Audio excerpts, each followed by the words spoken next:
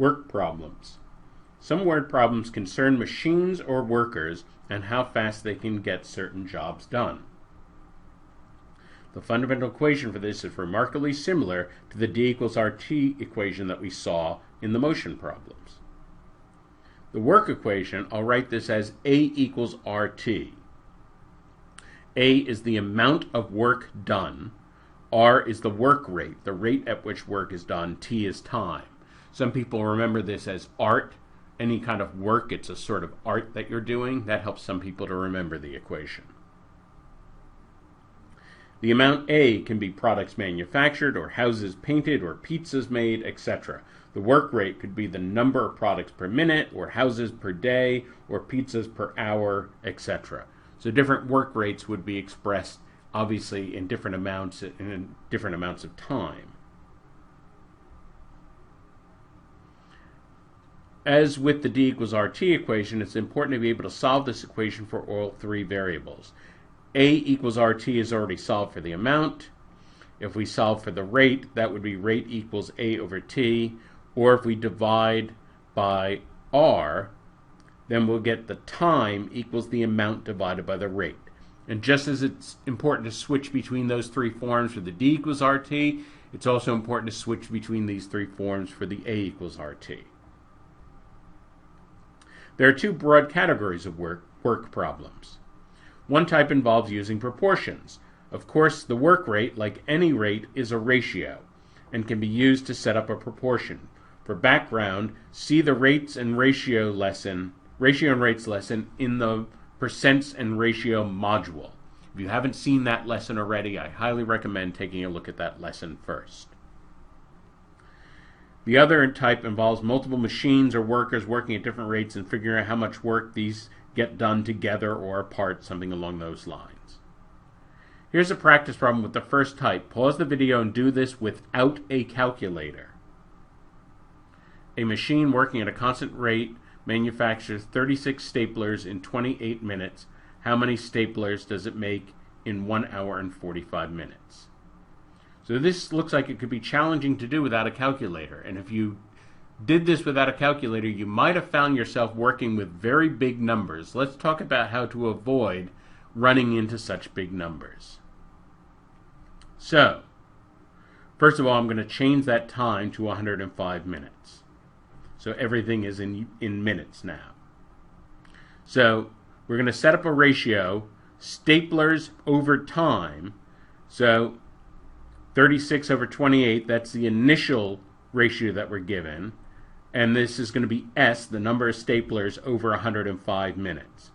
Well, first of all, it would be a mistake to cross-multiply right here. To cross-multiply, do 36 times 105, then 28 times S, and then trying to divide that gigantic number by 28. That would be a nightmare. Please do not make a mistake like that. So do not start by cross-multiplying all those big numbers together. Instead, simplify the fraction on the left. That's a very good place to start. 36 and 28 are divisible by 4. Cancel the 4. We get down to single-digit numbers 9 over 7. Much better, but we'd still like to cancel more to make that 105 smaller before we cross-multiply. Another huge mistake, we cannot cross-cancel between the 9 and the 105. That is an absolute nightmare, wrong thing to do. And many people think that you are allowed to do that. Now, if this is all brand new to you, I would suggest go back and watch the video Operations on Proportions, where we talk about this in great detail. Instead, we can cancel the 7s, a factor of 7 in the two denominators. So we're canceling across the denominators. And again, if this move is unfamiliar to you, go back and watch the operation with proportions. That's really an important video to understand if what I'm saying about proportions here is not familiar. So we cancel the 7s, and we get down to 9 over 1 equals S over 15. Well, now it's ridiculously easy. Now we can cross-multiply. We get S equals 9 times 15, so S equals 135. This is 135 staplers. So notice that once we did enough canceling, it was very easy to do without a calculator. If you know the legitimate operations with proportions, and you remember to set up the ratios with the matching units on both sides, so stapler over time, then there aren't many curveballs the test can throw you with these proportion questions. They're relatively straightforward. The other type with multiple work rates can be more confusing if you're not familiar with it. So pause the video and think about this problem, then we'll talk about it. Okay, to detail a car means to clean it thoroughly inside and out. When Amelia and Brad detail a car together, one car takes 3 hours to detail. When Amelia details the car alone, one car takes 4 hours. How long does it take Brad working alone to detail one car? If you don't know the secret to handling this question type, these questions can be confusing because most of the simple arithmetic operations one might try don't lead to the correct answer.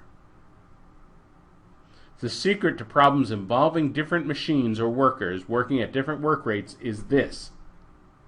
The combined work rate of people or machines working together is the sum of the individual work rates. In other words, we add the rates. We can't add or subtract the times. We can't add or subtract the different amounts made in different times. Those are the numbers usually given in the problem. We have to construct the rates and add or subtract them. Very important. So we'll go back to the question, and the rates that we're going to look at are cars over hours. How many cars per hour? So the rate of A and B together is a rate of 1 over 3, 1/3. They do one car in 3 hours. And Amelia working alone has a rate of 1 over 4. That's her rate. And so it must be that when we add the two individual rates, they add up to the combined rate. And so that means that Brad's rate alone, that must be the combined rate minus Amelia's rate alone. And so that's going to be 1/3 minus 1/4. Find a common denominator, subtract, it's 1/12. So Brad works at a rate of 1 car in 12 hours. So in other words, it takes him 12 hours to detail a single car. So that is how we solve an equation like that. Here's another one along these lines. Pump X takes 28 hours to fill a pool. Pump Y takes 21 hours to fill the same pool. How long does it take them to fill the same pool if they are working simultaneously? So pause the video, think about this, and then we'll talk about this. Again, what we need to do is figure out the rates and then combine the rates. So here the rates are going to be in pool per hour. So we're talking about the same pool, that single pool in how many hours. The rate of X working alone is 1 over 28, one pool over 28 hours, and Y working alone is 1/21, one pool in 21 hours. We're going to get the combined rate by adding those two individual rates. So we're going to add them. In order to add them, we're going to find a common denominator.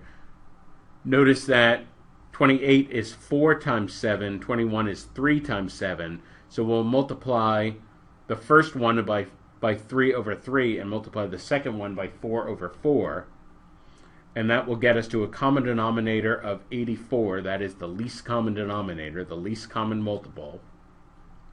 When we add in the numerator, we get 7 over 84.